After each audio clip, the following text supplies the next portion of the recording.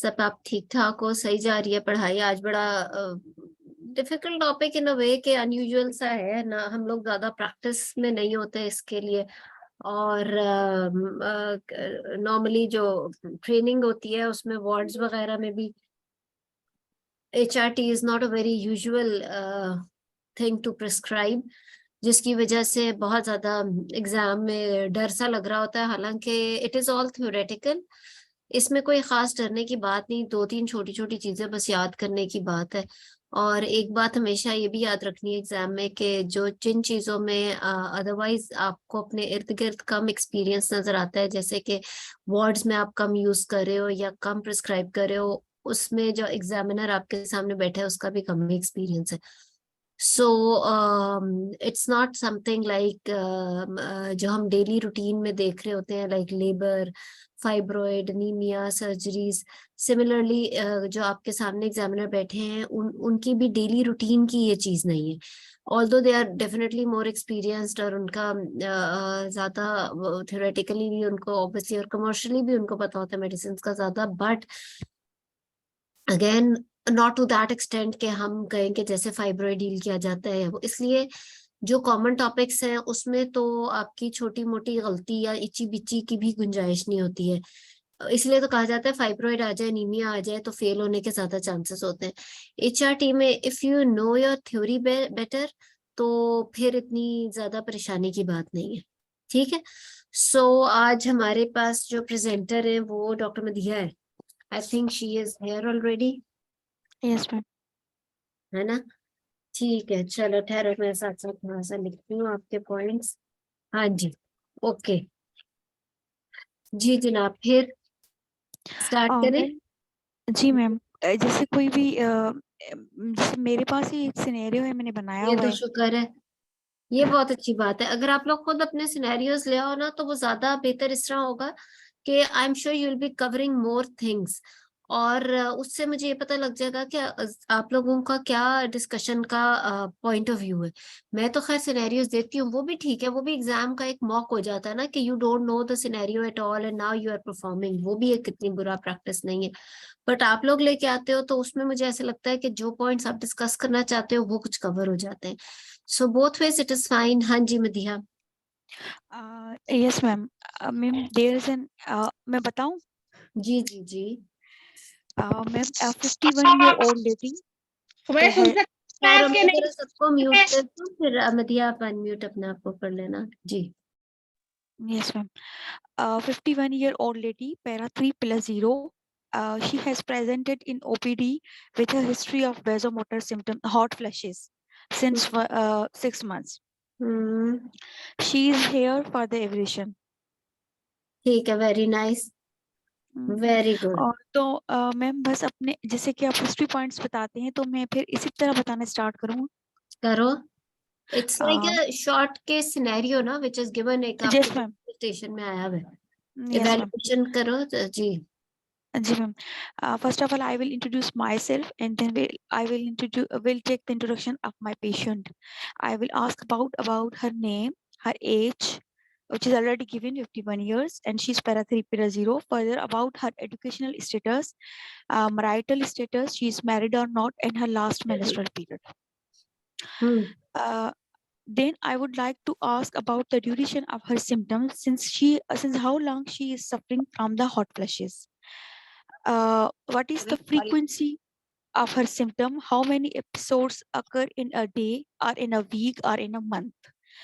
What is the duration of each episode? Is there any special time of the occurrence, especially at the night time? Whether she is getting proper sleep or her quality of life is getting disturbed? How is her diet intake? Means, is there any history of any spicy food or excessive tea, coffee, or any hot drinks? जल्दी जल्दी बोलो, Is there, मैंने time note किया हुआ है आपका। जी ma'am, ma'am is it, further I would like to ask about other symptoms also. Is there any history of irritability, loss of concentration, any history of dyspareunia or discharge, or increased urinary frequency, urgency, and dysuria? Is there any history of the bone pain? Then I would like to ask about, is there any history of abnormal urinary bleeding after her last menstrual period? Any history of leg pain or swelling? Any history of the lump in the breast? Any history of weight loss, loss of appetite, and any other swelling present in her body? Any history of the right upper quadrant pain, jaundice, vomiting, or any history of the headache among the patient? Then on her past medical history, I want to ask about, is there any history of thrombosis or gallbladder or liver disease or any malignancy, especially the malignancy of the breast or the endometrium, ovaries or colorectal carcinoma, any history of the migraine, any history of cardiac disease or stroke or thyroid disorder, any other comorbidity like diabetes or hypertension. Similarly, any such history of malignancy in her family, as well as the history of any fracture present in her or to her mother or sister in her family. Any history of smoking addiction or alcohol, any history of drug intake and drug allergy, and any type of the surgery which has been performed until now, pap smear has been taken or not. If yes, then if record is available, I want to review the record. Then on examination, I need the BMI of my patient, weight and height. I need the vitals, including BP, pulse, temperature, and respiratory rate. I would like to look for the signs of the jaundice if present. I would like to palpate the thyroid gland as well as the lymph nodes. I want to do the routine examination of the breast for the presence of any lump. On per abdominal examination, I would like to examine the patient for the presence of any mass or any viscomegaly is there. My further examination will depend if any positive finding is there on per abdominal examination. Otherwise, I will not use to do any per speculum or per bimanual examination. On investigations, I need certain baseline investigations, including the complete blood count. Good, बस 2 minute यार रुक जाओ. Okay, ma'am. Good. Okay, ma'am. आपने जी जी तकरीबन ma'am. 3 Yes, minutes ma'am. Yes. में 3 minutes में history examination किया, which is not bad. किसी ने कुछ Okay, ma'am. ऐड करना है? इट वाज अ गुड, अच्छा था. ये मेनोपॉजल पेशेंट के अंदर विद हॉट फ्लैशेस, इस तरह की हिस्ट्री वाज गुड. अच्छा, और किसी ने कुछ ऐड करना है इसमें? मैम, इस पेशेंट में हमें थायराइड डिजीज को भी रूल आउट करना चाहिए हिस्ट्री में. बिल्कुल, वेरी गुड निता. और Yes. बहुत ही इंपॉर्टेंट पॉइंट है ये. गुड, ठीक है. और मैडम ऑलरेडी कोई ट्रीटमेंट लेती है एचआरटी, पहले तो नहीं उसने ली. एग्जैक्टली. देखो, she is a patient who is 51. You don't no कि इसको मेनोपॉज है या नहीं है या कब से. सबसे पहले तो आप उसकी और इलैबोरेटेड हिस्ट्री, यानी कि you no, if examiner is sleeping और वो नहीं भी सुन रहा तो वो सुनने पे मजबूर हो जाए कि आप वो हिस्ट्री से ले रहे हो उसके. ठीक है, प्रीवियस मेंसेस की तो हिस्ट्री ली, बट अब जो है मेनोपॉज उसको है या नहीं है, और लास्ट उसको कब से ये मेनोपॉज शुरू हुआ है, यानी कि उसको ओलिगोमेनोरिया कब से स्टार्ट हुआ, या वो जिसे कहते हैं ना कि क्लाइमेक्टेरिक या प्री मेनोपॉजल जो टाइम पीरियड होता है, ट्रांजिशनल फेज जिसको बाय डेफिनेशन कहा जाता है, कि जिसके अंदर तकरीबन वो 47.5 ईयर्स ऑफ एज में शुरू होता है, जिसमें 3-4 साल भी लग जाते हैं, जिसमें आपको इरेगुलर ब्लीडिंग हो रही होती है. क्या पता ये इस वक्त ट्रांजिशनल फेज में हो और ये मेनोपॉज ना हो. क्या पता है इसको मेनोपॉज 45 के, बिकॉज 45 के बाद भी it's a normal menopause. Pre mature variant failure तो या प्री मेच्योर तो होगा 40 ईयर से पहले. तो हो सकता है कि उसको, या फिर हो सकता है कि अभी वो ट्रांजिशनल. सबसे पहले तो इसको आपने उस कैटेगरी में डिफाइन करना है कि if she is post menopausal, she is in transition phase, और she is going through the menopause, यानी कि इसको क्या वो 12 महीने का टाइम गुजर चुके हैं. तो आपकी हिस्ट्री में सबसे पहले तो ये डेफिनेशन पता लगनी चाहिए कि वेयर डज शी स्टैंड, ये किस कैटेगरी में आती है. ठीक है. और वो आपने बहुत एलैबोरेटेड के लास्ट पीरियड्स की डेट क्या आती है, वाज इट बिफोर 12 मंथ्स और was it like before 2 years. If it was before 12 months, तो 12 मंथ्स पहले इसको जो लास्ट पीरियड्स है उससे पहले इसके पीरियड्स का क्या पैटर्न था, क्या इसका वो ट्रांजिशनल फेज जो था, जो कि 2-3 साल पे मुश्तमिल होता है, वो टाइम पीरियड इसका गुजरा, वो ठीक गुजरा या नहीं गुजरा. क्या पता उसमें किसी ने इसको ईस्ट्रोजन या एचआरटी देते रहे हो, या इवन सिर्फ कॉन्ट्रासेप्टिव पिल्स भी देते रहते हैं उस टाइम पीरियड में कुछ लोगों को. क्या पता इससे वो लेके एकदम से छोड़ी है तो अब वेजोमोटर सिम्टम्स एकदम से डेवलप हो गए हैं. तो ये चीज तो सबसे इम्पोर्टेंट थी. और साथ साथ यस, इसके डीडी में क्या आता है, ये हॉट फ्लैशेस या एकदम से स्वेटिंग या एकदम Yes, से. मैम. ये हाइपरथायराइडिज्म में आता है, मैंने लिखा हुआ हाँ. है लेकिन वो जहन से मेरे स्किप हो गया उस वक्त.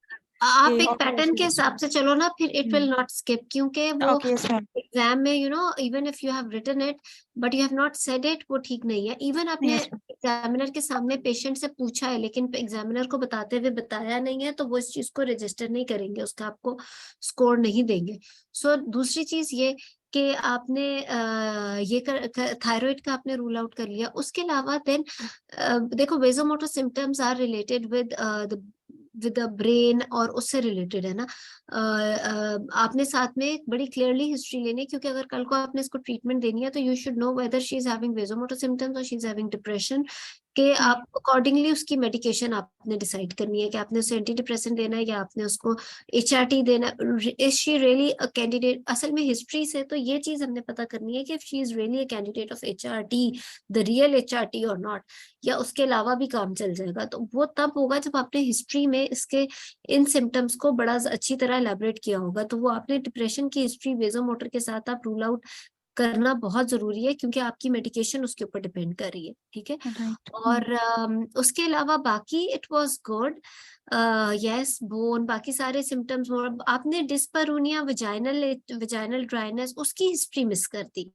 yes मैं पूछा था डिस्पेरोनिया का पूछा था मैम, UTI का भी पूछा था और बोन पेन का भी पेशेंट से पूछा था। ठीक है, लेकिन विजाइनल ड्राइनेस या फिर इचिंग या बर्निंग, Okay मैम, उसकी सही हिस्ट्री सही, बहुत okay, इंपॉर्टेंट है कि मैं रजिस्टर करती ना कि आप यूरोजेनिटल सिम्टम्स पूछ रहे हो, yes ब्रेन yes के मैम, सिम्टम्स। देखो, हम यूही HRT, जैसे हम इनफर्टिलिटी में हेड टू टो जाते हैं, या हम ओलिगोमेनोरिया में कई दफा हेड टू टो जा रहे होते हैं, या इमेनोरिया में, इसी तरह हम इनफर्टिलिटी में भी हेड से related depression, anxiety, mood swings, vasomotor symptoms को कवर करते हैं। फिर हम उसके बाद उसके थायराइड के सिम्टम्स को रूल आउट करते हैं, फिर कार्डियोवास्कुलर सिम्टम्स को रूल आउट करते हैं, फिर मायोपैथी को रूल आउट करते हैं, उसका स्केलेटल बोन पेन्स को रूल आउट, जॉइंट पेन्स, फिर वेट गेन की इसमें हिस्ट्री होती है, हाइपोएस्ट्रोजेनिज्म, मेनोपॉज में वेट गेन भी करा रहा होता है, और फिर उसके बाद आप उसके यूरोजेनिटल सिम्टम्स का जरूर रूल आउट करते हो। तो इसी तरह हेड टू टो जाओ, ताकि वो रजिस्टर हो के आप उसके हर सिस्टम से रिलेटेड कर रहे हो, and you know the pathophysiology behind it, that you know vasomotor आपका क्यों हो रहा है। It's related to the neurotransmitters, it's related to the adrenergic activity, and also वो जो थर्मोजेनिक एक थ्रेशोल्ड होता है बॉडी का, वो क्रॉस हो रहा है। फिर देन यू नो एग्जैक्टली कि कार्डियोवास्कुलर, जब आप सिस्टमेटिकली पूरी हिस्ट्री किसी भी केस में लोगे एक्सक्यूज मी, जब आप सिस्टमेटिकली किसी भी केस में हिस्ट्री लोगे तो वो चीज आपकी थ्योरी को भी शो करेगा ना, कि you know the theory, it's not रट्टा but you know the theory, and then applying that knowledge और theory to the specific patient. जैसे कि इस पेशेंट में, पेशेंट आई है वेजोमोटर सिम्टम्स के साथ, आपकी थ्योरी से लेके बात मैनेजमेंट तक आपकी हिस्ट्री में नजर आनी चाहिए कि why are you asking so much in detail whether is she having depression और मूड चेंजेस, और is she only having the vasomotor symptoms. ये सारा आपकी मेडिकल ट्रीटमेंट की चॉइस चेंज कर देगा, because if you have not ruled out depression, if she, अगर आपने ये चीज रूल आउट नहीं किया, she is having vasomotor symptoms, और वेजोमोटर सिम्टम्स के लिए आप SSRIs या एंटी डिप्रेसेंट्स दे रहे हो, तो एब्सोल्युटली रॉन्ग ट्रीटमेंट, क्लिनिकली भी फेल और एग्जाम में भी फेल, बिकॉज थियोरेटिकली भी फेल और क्लिनिकली भी आप मरीज को गलत दवाई दे रहे हो। सो आपने history of a patient with the post menopausal symptom is very important in 2-3 ways. Number one, is she really having the menopausal symptoms, which is जैसे कि इसके अंदर वेजोमोटर चलो थे, उसको आपने बड़ा अच्छा एलैबोरेट किया कि वाकई वो वेजोमोटर सिम्टम्स हैं या नहीं जो हॉट फ्लैशेस है, बट उसका लिंक विद डिप्रेशन और not, number one. Number two, ये उसका DD कि ये थायराइड तो नहीं साथ में है, और उसके अलावा ये कि इसका अभी तक जो भी ट्रीटमेंट इसने लिया, इन सारी बातों में सबसे पहले ये कि if she really is menopausal और नॉट, ठीक है। जैसे मैंने अभी आप लोगों को बताया कि सबसे पहले तो ये भी रूल आउट करो ना कि अभी मेनोपॉज हुआ है कि नहीं हुआ। अगर नहीं हुआ तो उसको ठीक है, पेरी मेनोपॉज में भी अगर इसको हॉट फ्लैशेस डेफिनेटली स्टार्ट होते हैं, बिकॉज वेजोमोटर सिम्टम्स ही सबसे पहले आते हैं। सो इसके अंदर साथ ही आपने ये भी कैटेगराइज करना होता है कि माइल्ड सिम्टम्स है, मॉडरेट है या सिवियर है। वो you try to rule this out in your history. आपने इस चीज को अच्छा एलैबोरेट किया था, म्यूट करूंगी। यस मैं, और ये मेनोपॉजल सिंस 1 ईयर से है मैम, ये मैंने किया था। और दूसरी जो सिम्टम्स आप डिप्रेशन की पूछ रही हो, मैंने पूछा था कि कोई एनी इरिटेशन, इरिटेबिलिटी या जो सिर्फ हाँ वो आपने डिप्रेशन का। पूछा यस मैम, ये पूछे थे तो यही। नहीं, और पर आपने रेडिकल इसमें डिसऑर्डर और थे। पूछना था ना कि डिप्रेशन में लैक ऑफ स्लीप है, इस तरह okay any ma'am, okay other कोई मैम, और स्लीप का फैमिली भी की कोई जी ma'am, condition which is family क्या की पता कंडीशन। यस खुदा ना मैम, यस खास्ता मैम, कोई इवेंट हुआ है फैमिली के अंदर which yes is ma'am, yes ma'am, more depressed yes ma'am, etcetera etcetera. तो जी मैम, ओके ओके आपकी ओके, इस हिस्ट्री की इलैबोरेशन से सुनने वाले को भी पता चलता है कि आप क्या रूल आउट करना चाह रहे हो, ठीक है। यस मैम, तो ओके। इसलिए ये आपने सारा वो करना है। अच्छा, और वजाइनल और यूरोजेनिटल सिम्टम्स कैसे पूछने, यूरिन के तो सारे सिम्टम्स बड़े इंपॉर्टेंट, इसके अंदर फ्रीक्वेंसी ज्यादा होती है, urgency, dysuria, yes urgency ma'am, specially, yes urgency frequency, urgency, dysuria, and फिर आपको विजाइनल ड्राइनेस, कोई इचिंग होती है, कोई डिस्पेरोनिया की हिस्ट्री है, अगर कोई वो मैरिड है तो उसका कॉइटल का कोई इशू तो नहीं हो रहा, उसकी वजह से भी उनका सेक्सुअल रिलेशनशिप और लाइफ जो है वो इफेक्टेड होती है। बिल्कुल तो ठीक है, गुड। एग्जामिनेशन भी आपका ठीक था बिल्कुल, आई गेस। यस, और किसी ने कोई चीज तो नहीं ऐड करनी एग्जामिनेशन में, मेरा ख्याल है इट वाज ऑल राइट, ठीक है। चलो अब इन्वेस्टिगेशंस बताओ। Ma'am, investigations include baseline investigations, should I tell all the baseline? बताते जाओ बस, हाँ। Okay, complete blood count in which I need hemoglobin in gram per deciliter, total lymphocyte count in cubic milliliter, and platelet count in cubic milliliter. Hmm, I need blood group with RH factor. I need anti-hepatitis C surface, anti-hepatitis C surface. Anti-hepatitis C virus antibodies, hepatitis B surface antigen, random blood sugar levels, complete urine examination, including the biochemistry and microbiology. Hmm, Uh, and the specific investigations which I would like to do in this patient include thyroid function tests, lipid profile, and mammogram. Ma'am, I would like to do also the DEXA scan. Very good, ठीक है, ठीक है, And good. और pap smear, a pap smear, it has hmm, been done routinely, then okay. If not done, then I would like to take the pap smear. Else also, if it has already been done, then I want to review the record of the pap smear until now. Very good. अच्छा, किसी ने लिखा है FSH, उसकी क्या significance है? FSH, वो ma'am already menopausal की एज में है, तो फिर FSH की क्या एग्जैक्टली, इम्पोर्टेंस है? If a she is not in patient, premature ovarian failure, तो वो एग्जैक्टली, तो yes, ma'am. अगर एक पेशेंट 12 मंथ्स एमेनोरिया के साथ आ गई है, जी मैम, तो उसके अंदर एफएसएच कराने की जरूरत है, specifically at the age of 51। If she is above 45 और above 47 years of age and she is having vasomotor symptoms and oligomenorrhea or irregular cycles and she is approaching menopause but has come with the hot flashes and all, then no need to get FSH even in that patient as well. yes If a ma'am, patient comes before 40 years of age and you think that she is going in premature ovarian insufficiency, then in that case you will need FSH, और वो भी फिर आप 2 values कराते हो 4 to 6 weeks apart to ताकि वो definition में आए प्रीमेच्योर ओवेरियन फेलियर के, ठीक है, ovarian ma'am, deficiency. Yes ma'am. और वन थिंग मोर कि अल्ट्रासाउंड ऑफ पेल्विस इसमें करवाएं पेशेंट में, इसमें एंडोमेट्रियल थिकनेस देखने के लिए या इसके? कराएंगे, अच्छा, देखो थैंक यू। अल्ट्रासाउंड पेल्विस तो बिल्कुल कराएंगे, क्योंकि देखो हमने करना क्या, हमने हिस्ट्री के अंदर भी यही चीज पहले तो डिफाइन की कि मेनोपॉज कौन से लेवल का है, फिर हमने उसके सिम्टम्स और डीडी को रूल आउट किया, फिर हमने सिवेरिटी ऑफ सिम्टम्स को देख लिया, और बाकी हेड टू टो सारे हमने पोस्ट मेनोपॉजल सिम्टम्स को रूल आउट किया, और फिर कॉन्ट्राइंडिकेशंस ऑफ एचआरटी को रूल आउट किया, जो कि आपने बहुत अच्छा किया था हिस्ट्री में, कार्डियोवास्कुलर डिजीज से लेके स्ट्रोक से लेके, और कोई मेलिग्नेंसी की हिस्ट्री तो नहीं, उसमें अगर एक चीज और ऐड कर देते कि कोई एंडोमेट्रियोसिस प्रीवियसली डायग्नोज्ड या वो सारा कुछ तो नहीं है, तो और भी अच्छा हो जाता। ओके मैम, उसके थैंक बाद यू। जब आपने चलो एग्जामिन भी किया तो मोर और less you were, because history में आपको पता चल गया cardiovascular disease, but still you did the systemic evaluation and all that. उसके बाद जब आपने इन्वेस्टिगेशन मांगी तो आपने लिपिड प्रोफाइल इसीलिए तो मांगा टू नो के कोई कार्डियोवास्कुलर यस मैम, यस, नहीं जा रही है। यस मैम, सिमिलरली आप उसके अंदर ultrasound pelvis for endometrial thickness भी करा लोगे, टू बी ओके, श्योर कि ये इसको आपने अगर कल को एचआरटी देनी पड़ी तो उसकी बेसलाइन क्या है सारी फाइंडिंग, ठीक है। यस, तो वो तो यस आपका ठीक था। सो बेसलाइन, उसके अलावा अल्ट्रासाउंड पेल्विस, वो सारी डिटेल जो मैंने पहले पेल्विक स्कैन के बताई हुई है वही उसी तरह से पेल्विक स्कैन बोल रहा है। उसके अलावा अच्छी बात है अगर लिपिड प्रोफाइल भी करा लो, और उसके अलावा मेमोग्राम, ठीक है। और मैम डेक्सा स्कैन मांगा था डेक्सा मैंने स्कैन इज वेरी इंपॉर्टेंट, बिल्कुल, ताकि आप उसको ऑस्टियोपोरोसिस या ऑस्टियोपीनिया के उसमें कैटेगराइज है कर तो नहीं है, यस मैम, ताकि हम HRT दे सकते हैं इस पेशेंट को करंटली या नहीं, फिर क्योंकि अगर to ऑस्टियोपोरोसिस rule हो out के, because obviously the patient will be having bone pains और joint यस pains मैम, तो यस करेगी मैम, साथ में, but even if it's better to get it done ताकि आपको आइडिया हो कि अगर आपको HRT देने ही लगे उसको तो फिर आप साथ बोन कवर का क्या है स्टेटस।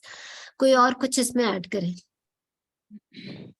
थायराइड फंक्शन टेस्ट के बारे में क्या ख्याल है? मैम वो करवाए थे मेरे कराए थे? गुड, ठीक यस है। Ma'am, I think there is no harm, क्योंकि बहुत thyroid function test do appear after 40 years of age also, और उसके अलावा अगर इस किस्म के सिम्टम्स हैं तो एक रूल आउट कर लेने में कोई हर्ज नहीं है। यस मैम, इसीलिए बोला था जी मैम। जी, somebody wants to say something. Ma'am thyroid function test हर पेशेंट में करवाएंगे या जिसको सिम्टम्स होंगे वो जिसमें सिम्टम्स आपको लगे या एग्जामिनेशन पे कुछ लगे।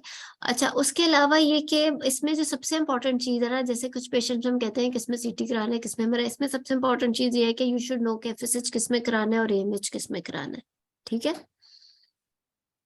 मैम ECG कराएंगे HRT से पहले? नहीं, ECG नहीं कराएंगे। अगर उससे पहले कोई क्रॉनिक हाइपरटेंशन है या क्रॉनिक डायबिटीज है या कोई और क्रॉनिक इस तरह की प्रॉब्लम है तो फिर आप चलो करा लो ECG, but if she is not giving any history of cardiovascular disease और एनी कार्डियक सिम्टम और आपको एग्जामिनेशन पे भी कुछ नहीं मिला तो ECG की जरूरत नहीं है हर पेशेंट में। और मैडम LFTs की भी नहीं है? LFTs की है, sorry, yes, very good point. अगर आपने ओरल उसको कोई HRT देनी है उससे पहले LFTs कराने, ओके मैम, ठीक है ना? ये बहुत अच्छा मैमोग्राम पॉइंट क्या बताएगा हमें? मैमोग्राम में मेमोग्राम इसलिए करा बोलना, लेंगे क्योंकि हाँ। देखो, yes this a very good point, क्योंकि देखो 3 तो मेन कॉन्ट्राइंडिकेशंस हैं HRT की, जिसमें एक ब्रेस्ट कैंसर है और एक स्ट्रोक है और एक नॉन कार्डियोवास्कुलर डिजीज है। तो breast cancer is one thing जो which may be present but it may be asymptomatic, और देर इज नो हार्म कि एक बेसलाइन मेमोग्राम करा लिया जाए जैसे हमने डेक्सा स्कैन कराया है। और दूसरा कि एज के बाद 40 से 50 की एज के बाद नॉर्मल यूजुअल स्क्रीनिंग भी तो एक रिकमेंडेड है ना मेमोग्राफ से? हर एक में तो नहीं है मेमोग्राम, वो तो उसमें जिसमें फैमिली हिस्ट्री पॉजिटिव हो, ओके मैम, सही। ठीक है। जो ब्रेस्ट का मेमोग्राम है वो, हाँ, ब्रेस्ट एग्जामिनेशन हर एक में रिकमेंडेड होता है लेकिन ओके मैम, अदरवाइज नहीं है। इसके अंदर हम इसलिए करा रहे हैं क्योंकि अगर कोई मेडिसिन स्टार्ट करनी है, ECG हमने इसलिए नहीं कराई क्योंकि ECG में चेंजेस सिर्फ उसी में आएंगी जिसका आपको पता है कि कार्डियोवैस्कुलर या कोई और सिम्टम्स आ चुके होंगे, बट मेमोग्राम इसलिए क्योंकि मेमोग्राम में फाइंडिंग आ सकती है विदाउट इवन नोइंग और without any symptoms, and there is, and if you are going to start HRT in a lady और उसमें you know there is a breast lump तो फिर वो गड़बड़ हो सकती है। So you should know exactly के क्या है, ठीक है? यस मैम, और इसी तरह कोई क्वेश्चन ये भी करते हैं कि थ्रोम्बोफिलिया प्रोफाइल या थ्रोम्बोएम्बोलिज्म का, वो भी नहीं कराएंगे बेसलाइन में, सिर्फ उसमें जिसमें स्ट्रोक की हिस्ट्री हो या जिसकी फैमिली हिस्ट्री पॉजिटिव हो फिर आप थ्रोम्बोफिलिया प्रोफाइल करा सकते हो, या किसी की प्रेगनेंसी में स्ट्रोक की यू नो थ्रोम्बोएम्बोलिज्म की हिस्ट्री हो या उसने कोई एंटीकोएगुलेंट्स लिए हो because of the risk of thrombophilia. Otherwise, हर खातून में who is going to get HRT or whom you are thinking कि you are going to give HRT, उसके अंदर थ्रोम्बोफिलिया स्क्रीनिंग नहीं करानी। सो आपने सिर्फ मेमोग्राम कराना है पेशेंट के अंदर, आपने LFTs कराने हैं, लिपिड प्रोफाइल करा लेना है और बस। थायराइड फंक्शन टेस्ट थायराइड तो इसके अंदर ना, क्योंकि सिम्टम जी ऐसा मैम, है। और आपने सिर्फ उस पेशेंट में जिसके अंदर कार्डियोवैस्कुलर डिजीज की हिस्ट्री हो या कोई क्रॉनिक हाइपरटेंसिव या क्रॉनिक डायबिटिक है, या इफ यू थिंक कि उसके कोई माइक्रोवैस्कुलर डिजीज की हिस्ट्री है जिसमें कार्डियोवैस्कुलर सिस्टम इन्वॉल्व हो सकता है, उसमें ECG या कार्डियक इवैल्यूएशन करानी है। और सिर्फ उस पेशेंट में जिसमें थ्रोम्बोफिलिया की हिस्ट्री हो, या खैर स्ट्रोक तो जिसको रह चुके हैं उसमें तो वैसे हम HRT नहीं देते, लेकिन जिसको थ्रोम्बोफिलिया की हिस्ट्री हो या जो एंटीकोएगुलेंट्स में हो फिर उसमें आप थ्रोम्बोफिलिया की स्क्रीनिंग कराते हो। डिरेंज लिपिड प्रोफाइल के केस में अगर हमें एचआरटी भी प्रिस्क्राइब करनी है तो फिर हम उसको क्या लिपिड लोअरिंग ओरल ड्रग्स नहीं के देते, फिर ठीक है। ओरल नहीं देते ना, उसका फिर लोकल रूट या ये जो ट्रांसडर्मल है वो उसमें हेपेटिक इसको बाईपास कर जाता है ना उस पेशेंट के अंदर। 2-3 कॉन्ट्राइंडिकेशन है, वो हम अलग अलग डिस्कस कर लेंगे, ये मधिया वाला केस हो जाए ना पूरा। चलो गुड। मैडम ये समझ नहीं ECG आई, को आपने कोई क्या नहीं, कहा है, ओरल देनी है या नहीं देनी? जिसमें लिवर का लिपिड, LFTs रेंज आ जाए उसमें ओरल नहीं जी जी देनी जी, ना, अच्छा ओरल नहीं देनी। उसमें ओरल और नहीं देनी, लिपिड ओरल प्रोफाइल तो लिवर डिरेंज का को के शायद थ्रू कुछ जाएगी। वो तो लिवर का एंजाइम्स पहले नहीं ठीक, तो वो तो डाइजेशन और उसमें प्रॉब्लम करेगा ना, वो तो उसमें तो ओरल नहीं देनी, लेकिन उसमें आप ट्रांसडर्मल या लोकल देते हो ईस्ट्रोजन, ठीक है। लोकल मतलब वजाइनल। अच्छा चलो ठीक है, और अब गुड, ठीक है, चलो मधिया आगे चले। Ma'am, then I will manage my patient. I will counsel my patient regarding the diagnosis as well as reassure her that it is a natural phenomena. Then, likewise, also counsel my patient regarding the treatment options and their success rate, also pros and cons of each option also. Ma'am, then I will, ma'am, should I involve multidisciplinary team in her management and आगे should तो say, चलो ना, फिर देखते हैं, अब देखते हैं, लेट्स सी, आप पहले करो फिर बात करते हैं। and गुड, then अभी I तक will, बहुत अच्छा कर रहे हो। okay, ma'am. Ma'am, then I will advise lifestyle modifications to my patient, which include intake of healthy diet, avoiding the spicy food and tea, coffee, hot drinks. If she's smoker or history of alcohol is there, then stop smoking alcohol. Alcohol. She should perform the regular exercises. She should stay cool at the time of the night by sleeping in a well ventilated room. For the relief of her stress, she can perform the yoga and can do the prayer type activities. And I would like to prescribe tablet calcium as well as vitamin D supplements. And likewise, I will call her for the follow up after 3 months. ठीक है, good. Uh, अच्छा चलो यहाँ तक अभी बात करें। You were doing very well, you started well, it's a natural phenomena, every lady has to go through this, because और थोड़ा सा अगर पेशेंट को ये भी बता दो कि why is it happening, because of the Okay. drop of hormones जो which were actually keeping everything healthy, or they will keep on dropping. So and vasomotor symptoms are the very first thing that appear after menopause, so it's a very immediate effect. and उसके आपने बिल्कुल ठीक solutions बताए कि ये वो कर ले। उसके अलावा आप थोड़ा सा शुरू में ये भी अगर कैटेगराइज कर लेती कि she is having, I would categorize her as having the mild symptoms, you know, Mild, mild moderate to moderate severe. Severe, Yes, उससे ma'am. आपको वो बोलते हुए भी आसानी हो जाएगी। जी हाँ, मैम, वो असल में सामने कोई रोल प्ले वगैरह नहीं था, जैसे वो कोई करता कि कितना डिस्टर्ब हो रहा है उसका स्लीप या क्या, तो फिर नहीं मैं बोल दो। कैटेगराइज कर। देखो अगर एग्जाम में ऐसे नहीं है और सिर्फ ये एक स्टेटमेंट लिखी हुई है आपके टेबल के ऊपर, और फर्दर आपने बात करनी है, जैसे मैं हर ओके क्लास मैम, में ओके कहती मैं हूँ समझ कि गई। Yes ma'am. यस, टू हाँ, keep yes. Your case easiest, आप हम्म। ना एग्जामिनर से फिर बैठ के पूछो कि आप बताएं मेरे पेशेंट को कौन से सिम्टम्स है, यस। या आपको एक्सेप्ट कि you have a role play थे, तो आप खुद कहो कि as my patient is having mild symptoms, mind I will symptoms. Okay. categorize as this. Yes, multidisciplinary team, there is no harm to involve multidisciplinary team. आप इसके अंदर बिल्कुल इन्वॉल्व कर सकते हो, आप साथ में एक साइकोलॉजिस्ट को इन्वॉल्व कर सकते हो, सकते आप हैं। यस इसके मैम। अंदर फिजियोथेरेपिस्ट को इन्वॉल्व कर सकते हो आप। यू नो, मल्टीडिसिप्लिनरी टीम तो हमेशा ही जो है बड़ा आपको हेल्प आउट करती है, and specially if she is having moderate और सिवियर सिम्टम्स, तो फिर तो आपको और भी ज्यादा, फिर even psychiatrist can be involved, and फिर जो सिवियर सिम्टम्स वाले होते हैं उसमें तो फिर और भी लोगों को आप इन्वॉल्व कर लेते हो, ऑर्थो के बोन वालों को भी इन्वॉल्व कर सकते हो। सो उसमें तो मल्टीडिसिप्लिनरी टीम जहाँ समझना है ना कि इन्वॉल्व करूँ या ना करूँ, तो उसमें कर लेना ज्यादा बेहतर है एग्जाम में। याद सही। रखना, how can you not yes. Need a multidisciplinary team, आप कहीं भी बैठे हुए हो तो आपका बगैर और फील्ड के लोगों के और एक टीम के, मतलब you can not go ahead without a team, ठीक है ना। तो आप जब भी सोचो कि मैं करूं या ना करूं, तो कर लेना ही बेहतर है, ओके। क्योंकि हर एस्पेक्ट कवर हो जाता है ना फिर, स्पेशली इस तरह के केस में। सो यस, बाकी the rest you did well. इसके अंदर कुछ डाइट में भी ऐड करा दो, जो बाकी चीजें आपने ऐड की हैं। मैम डाइट में मैंने ये कहा था कि वो स्पाइसी फूड और कैफीन या टी वगैरह ये चीजें ना ले, बाकी हेल्दी डाइट करे तो उसको ये जो मजीद फाइटो एस्ट्रोजन्स और ये चीजें हैं, इसके बारे में क्या ख्याल है? यस मैम बोल तो सकते हैं, सोया भी बोल सकते हैं। हाँ तो बोलो ना, उसका हर एस्पेक्ट बोलो, डाइट, एक्सरसाइज, लाइफस्टाइल, ओके मतलब हाँ स्मोकिंग वगैरह छोड़ना एटसेट्रा।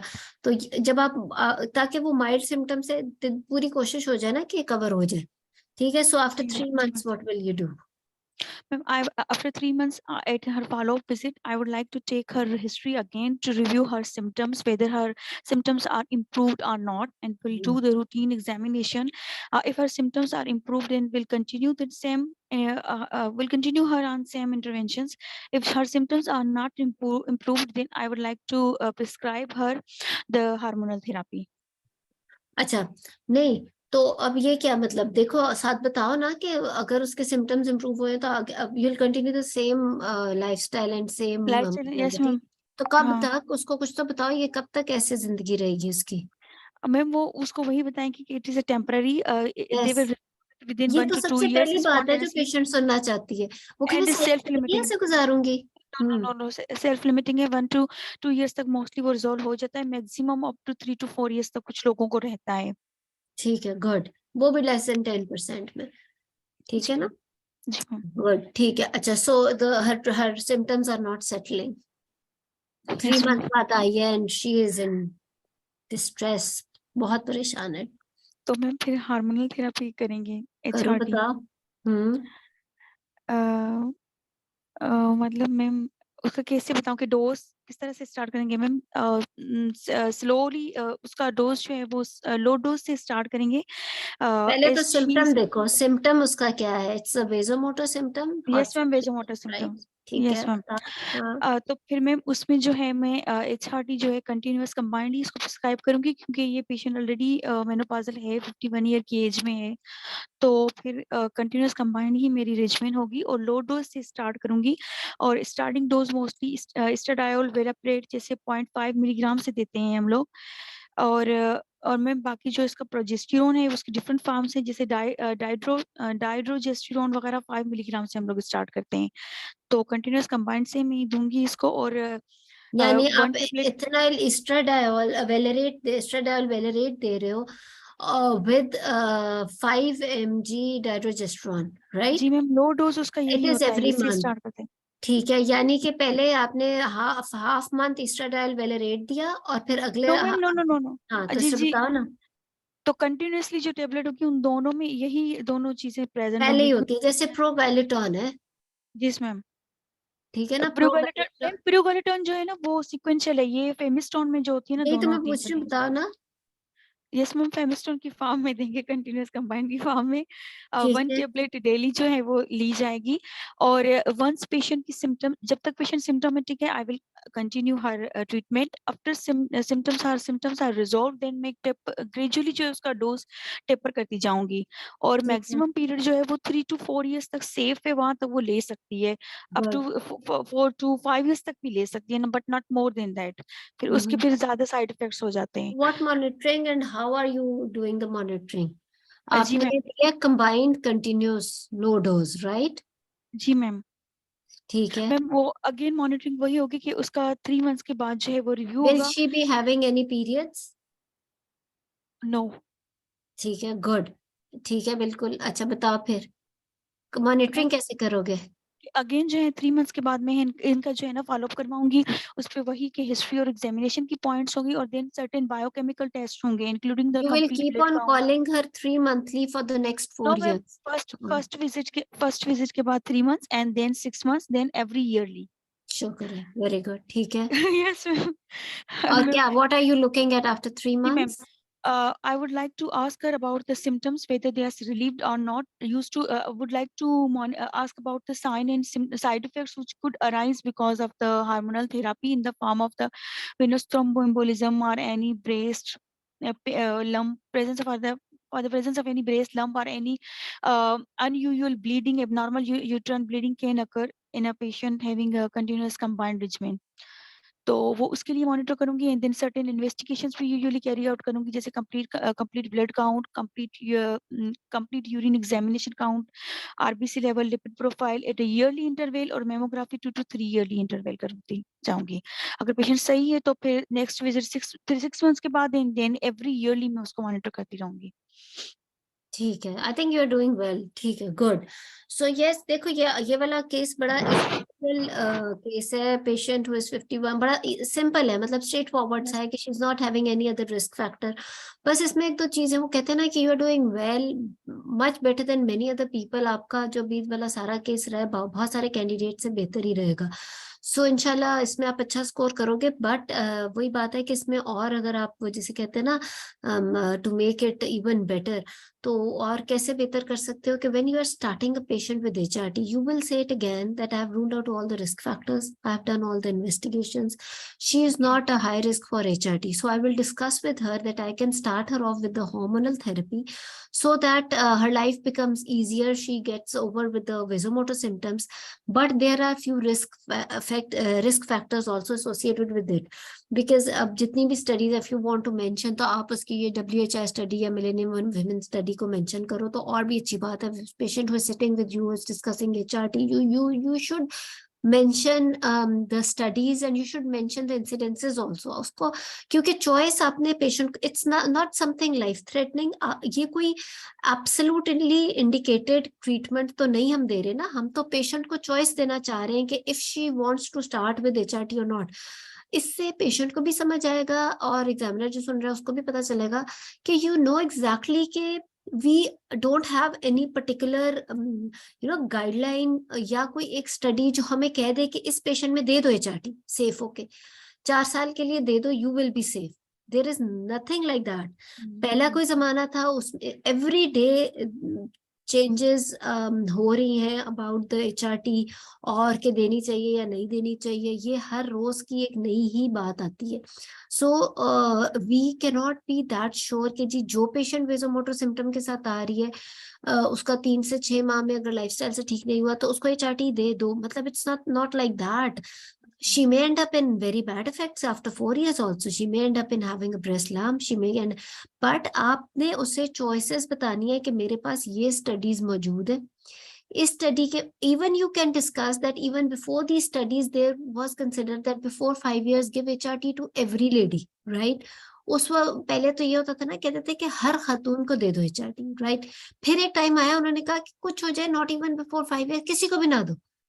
फिर कुछ आई स्टडीज, उन्होंने कहा कि जैसे ये कि मिलेनियम वुमेन स्टडी आई, मतलब इसमें उन्होंने कहा कि दे तो दें बट 5 years के बाद there is an increased risk of breast cancer in these ladies.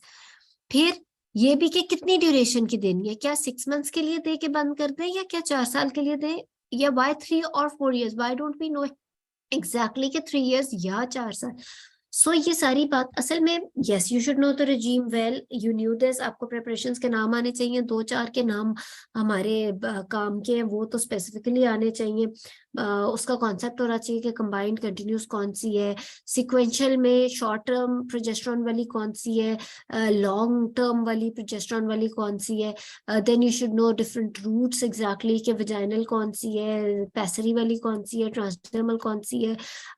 For exam it is even better if you know the cost and availability of these medicines also, ये तो और भी अच्छा है। बट उसके अलावा ये कि if you are starting an HRT even in this type of patient, basically आपका जो पूरा टॉक स्टेशन है ना वो मेडिसिन की थ्योरी का तो है, देयर इज अ मेरा ख्याल है 20% मार्क आपके जो मेडिसिन की थ्योरी के बारे में होंगे, लेकिन 80% मार्क उस डिस्कशन के हैं जो HRT स्टार्ट करने से पहले आपने उस पेशेंट के साथ करनी है। that you are that there this is a treatment available but it's not harmless, मतलब ये कोई साइड इफेक्ट फ्री है नहीं, और इसके साइड इफेक्ट्स डायरेक्टली लिंक्ड है with the breast cancer, with the venous thromboembolism which is a life threatening condition. However जो menopausal symptoms हैं they are not life threatening. So आपने pros and cons पेशेंट को दे, otherwise तो हर patient ही ले लेना फिर, मतलब everyone is going through these vasomotor symptoms but I don't think we see any patient in our OPD who is on HRT. Why? Because it's not just a medicine to start off. आपने उसके साथ पूरी discussion करनी है कि ये studies है, ये इंसिडेंसेस है, 5 साल से पहले अभी तक की जो स्टडीज है दे से कि इंक्रीज रिस्क नहीं है ब्रेस्ट कैंसर का। But then again venous thromboembolism, और उसके फायदे क्या है? फायदे ये हैं कि you'll be free of the vasomotor symptoms. Long term your bones will be strong. Long term it will give you protection from the coronary heart disease. So ये long term effects इसके आपने बताते देने, and then patient will decide. And majority of the patients ultimately say that we will keep on even applying better lifestyle or practicing better this yoga and all these things so that to stay healthy, and we want to see more. और या फिर वो HRT का वो कहेंगे कि okay, let's try it for 6 months and then see if the recurrence of vasomotor symptoms occur or not after I stop the medicine. And then tapering it off के भी different concepts हैं कि HRT को एकदम से रोक दे या taper off कर दे, उसमें भी कितना फर्क आता है. सो एक दो जगह मैंने RCOG वाले में भी ढूंढा, उसमें मैंने तो यही देखा है कि डायरेक्टली स्टॉप किया है, टेपर ऑफ को उन्होंने इतना इनकरेज नहीं किया. इसकी अगर एग्जैक्ट और कोई लेटेस्ट स्टडी मिले तो मुझे भी बता देना कि इसको टेपर ऑफ कर, because what I read was के if you taper it off और you stop it directly, there are the same chances of recurrence. It doesn't make Recurrence, yes, ma'am. It Yes, doesn't ma'am. make any difference in the recurrence if you taper it off or you just directly stop the medicine. So अगर कहीं taper off का को encourage किया तो बता देना, लेकिन मुझे तो मैंने जहाँ भी पढ़ा है कल परसों भी, तो उसमें यही था कि taper off वाला नहीं है डायरेक्ट. So देखो, we normally don't really encourage it much except के young patient की तो treatment ही और है ना, जो कि जिसका hysterectomy हो गई with BSO 32 years या 40 years में भी इवन, तो उसके अंदर आपका HRT की अप्रोच और होगी. But a patient who is already menopausal और तो उसके अंदर आपकी HRT की डिस्कशन और अप्रोच और होगी. सो ये ही असल तो टॉक्स का स्टेशन ही ये है कि आपने मरीज को देनी है तो आपने उसके ऊपर डिसीजन, ये वो चीज है जिसमें कंप्लीटली पेशेंट के ऊपर डिसीजन है कि if she wants to start it और नॉट. कुछ चीजें होती हैं कि जिसमें वी नो कि पेशेंट के लिए जरूरी अच्छा है, तो हम उसकी ठीक है प्रोज एंड कॉन्स तो बताते हैं, then we do give option to patient. But again हमारी काउंसलिंग से भी पता चल रहा होता है कि this thing is a must, sort of a must for her. But ये वो चीज है जो जिसका डिसीजन ही उसने लेना है. सो इसमें आपको इंसिडेंसेस पता होने चाहिए. 3 चीजों के तो बहुत ज्यादा जरूरी इंसिडेंसेस पता होने चाहिए, स्पेशली ब्रेस्ट कैंसर का, वीनस थ्रोम्बोएम्बोलिज्म का, स्ट्रोक का, इससे रिलेटेड. और उसके अलावा बाकी you should know exactly. So it was good. बाकी आपका followup, if you are starting it off, देनी कैसे है वो सारी बातों. वैसे फ्रेंकली जो HRT का स्टेशन होगा ना, उस पर बात मेडिसिन तक जाने से पहले ही ज्यादा होगी कि उसको उसके फायदे और नुकसान, इंसिडेंसेस, उसके से रिलेटेड जो स्टडीज हैं. अच्छा, उसके अलावा ये कि जो कुछ फ्यू रिस्क फैक्टर्स वाले पेशेंट्स होते हैं, जैसे कि patient who is a survivor of breast cancer, उसमें क्या करेंगे बताओ मदिया. मैम, अगर करंट हिस्ट्री है ब्रेस्ट कैंसर की अच्छा तो सॉरी, एक सेकंड, किसी ने क्वेश्चन किया हुआ है कि SSRIs कब देने. देखो बदिया ने बिल्कुल ठीक बताया कि she did not give SSRIs आपने उसमें देने जिसमें डिप्रेशन की हिस्ट्री हो. वेजोमोटर सिम्टम्स के लिए SSRIs नहीं इंडिकेटेड होते, ठीक है. वेजोमोटर सिम्टम्स के लिए लाइफस्टाइल मॉडिफिकेशंस, फाइटोएस्ट्रोजेंस वगैरह, या फिर HRT डायरेक्टली. इसी तरह ऑस्टियोपोरोसिस वगैरह के अंदर आपने रूल आउट करना होता है. There are few medicine like tibolone या रिलॉक्सिफिन जो विस्टा के नाम से आती है. तो ये वाली मेडिसिन होती है. इसमें यू शुड नो एग्जैक्टली इनमें फर्क क्या है. ये जो विस्टा है that is actually an oestrogen regulator receptor modulator, selective oestrogen receptor SERM है. तो उस what does this mean, selective oestrogen receptor modulator, यानी कि ये ब्रेस्ट में और आपकी एंडोमेट्रियम में एंटी एस्ट्रोजेनिक इफेक्ट होता है. ये बहुत इंपॉर्टेंट बात है, बहुत इंपॉर्टेंट बात कि जो रिलॉक्सिफिन है it has got anti oestrogenic effect on breast and endometrium, right, which means कि अगर आप ये मेडिसिन दे रहे हो पेशेंट को for osteoporosis, because it has got oestrogenic effect on the bone and heart and coagulation, ठीक है. ये 3 चीजों में ये चीज प्लीज याद कर लो। रिलॉक्सिफिन जो है वो एंटीस्ट्रोजेनिक है ब्रेस्ट में और एंडोमेट्रियम में। इससे फायदा ये होगा कि अगर आप इसको देते भी जाओगे तो एंडोमेट्रियल हाइपरप्लेजिया नहीं करेगा और ये ब्रेस्ट कैंसर या ब्रेस्ट लंप नहीं बनाएगा। Yes. सिमिलरली जो टिबुलोन है जो जिसका नाम लिवियल आता है, आई थिंक, जो कमर्शियल, थोड़े से इनके ना कमर्शियल नेम्स भी आपको आने चाहिए ये क्योंकि लिवियल ट्रिबोलोन जो है वो तब टिबुलोन है। प्रिस्क्राइब की जाती है जब अगर पेशेंट को लॉस ऑफ लिबिडो की कोई कंप्लेन हो पर्टिकुलरली, तो फिर उन पेशेंट्स में हम गुड। को क्यों? प्रिस्क्राइब करते हैं। क्योंकि ये इस्ट्रोजेनिक और एंड्रोजेनिक एंड्रोजन भी है इसमें, वीक एंड्रोजेनिक yes. इफेक्ट होता है, उसका डोज जो होता है 2.5 और ये mg ऑस्टियोपोरोसिस होती के है। लिए भी अच्छी है जी ma'am. because it has got estrogenic effect on bone also. और ठीक है? मैम आपने पूछा कि अगर पेशेंट को करंटली सीए ब्रेस्ट है तो फिर उसमें तो Yes, absolute survivor. Not currently. She is a survivor of CA breast. Ma'am अगर सर्वाइवर ऑफ सीए ब्रेस्ट भी है तो फिर भी उसमें मेरी फर्स्ट लाइन प्रायोरिटी यही होगी कि आप लाइफस्टाइल मॉडिफिकेशंस उस पे अगर रिलीफ नहीं हो रहा तो फिर मैं नॉन हार्मोनल की तरफ जाऊंगी। उसमें भी मैं एचआरटी Okay. प्रिस्क्राइब नहीं करूंगी क्योंकि रिकरेंस का रिस्क हो सकता है। मैम डॉक्टर शुक्रिया ने कुछ कहना जी। मैम जो ब्रेस्ट कैंसर सर्वाइवर्स होते हैं जिनके एस्ट्रोजन रिसेप्टर्स पॉजिटिव होते हैं वो टमॉक्सिफिन ले रहे होते हैं और टमॉक्सिफिन का हम ये कहते हैं कि उनका सी एंडोमेट्रियम के लिए पॉजिटिव इंसिडेंस हो सकता है, सी एंडोमेट्रियम हो सकता है। तो ऐसे पेशेंट में हम टमॉक्सिफिन को रिलॉक्सिफिन में चेंज कर सकते हैं? नहीं, देखो ये बड़ा अच्छा क्वेश्चन। टेमॉक्सिफिन भी सिलेक्टिव ईस्ट्रोजन रिसेप्टर मॉड्यूलेटर है और रिलॉक्सिफिन भी सिलेक्टिव ईस्ट्रोजन रिसेप्टर मॉड्यूलेटर है, राइट। लेकिन जो टेमॉक्सिफिन है वो एंटी ईस्ट्रोजेनिक है ब्रेस्ट में और ईस्ट्रोजेनिक है एंडोमेट्रियम पे। जो रिलॉक्सिफिन है वो एंटी ईस्ट्रोजेनिक है ब्रेस्ट पे भी और उस पे भी, एंडोमेट्रियम में भी, ठीक है। लेकिन जो टेमॉक्सिफिन है उसका एचआरटी पे कोई बहुत इफेक्ट इसलिए नहीं है क्योंकि रिलॉक्सिफिन जो है वो बोन के लिए ईस्ट्रोजेनिक है, यानी ऑस्टियोपोरोसिस और उसका बोन, हार्ट और एम्बोलिज्म, कोएगुलेशन के ऊपर ईस्ट्रोजेनिक इफेक्ट आता है रिलॉक्सिफिन का। टेमॉक्सिफिन जो है वो ब्रेस्ट कैंसर के लिए तो यूज होता है but it is not suppose to be a part of HRT.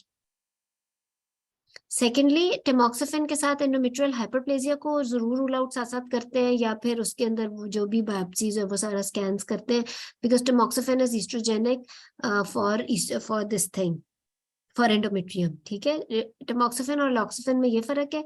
रिलॉक्सिफिन और टिबुलोन जो कि एचआरटी का पार्ट है उनका फर्क ये है कि raloxifene is selective estrogen receptor modulator and जो है tibolone is estrogenic, progestogenic and androgenic. इसलिए टिबुलोन लिबिडो में भी यूज हो सकती है। टिबुलोन का बल्कि पहला यूज तो बोन्स पे करो बिकॉज बोन्स के लिए भी यूज होती है, ठीक है। जो रिलॉक्सिफिन है वो लिबिडो के लिए यूज नहीं होती, ठीक। और जो ब्रेस्ट कैंसर सर्वाइवर की बात हो रही है उसके अंदर एक चीज सबसे इंपॉर्टेंट ये है कि यू नीड टू नो कि it's an estrogen receptor positive breast cancer और not. If it is estrogen receptor positive breast cancer then you can not give EHRT to the breast cancer survivor because she had estrogen receptor positive. However, वैसे due hertz में लिखा हुआ है कि दे सकते हैं survivor में। एचआरटी में HRT ब्रेस्ट कैंसर सर्वाइवर में आप दे सकते हो, ये रिकरेंस नहीं करता, स्पेशली अगर वो एस्ट्रोजन रिसेप्टर नेगेटिव है। मैम जी, प्रीमेच्योर ओवेरियन इनसफिशिएंसी वाला जो अभी न्यू आई थी ना गाइडलाइन, उसमें लिखा था कि एचआरटी ब्रेस्ट कैंसर सर्वाइवर में कंट्राइंडिकेटेड है। नहीं, अगर वो एस्ट्रोजन रिसेप्टर नेगेटिव है उसमें, हाँ सही, ठीक है। ब्रेस्ट कैंसर जिसकी हिस्टोपैथोलॉजी में वो एस्ट्रोजन रिसेप्टर नेगेटिव है उसमें तो आप दे सकते हो ना।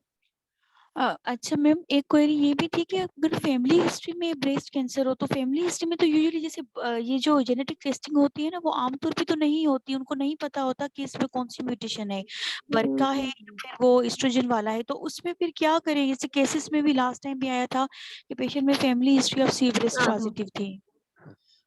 मैम इसका था कि HRT is a treatment option. Ma'am अगर उसकी पर्सनल हिस्ट्री नहीं है, सिर्फ BRCA1 BRCA2 म्यूटेशन है तो उसमें हम दे सकते हैं एचआरटी।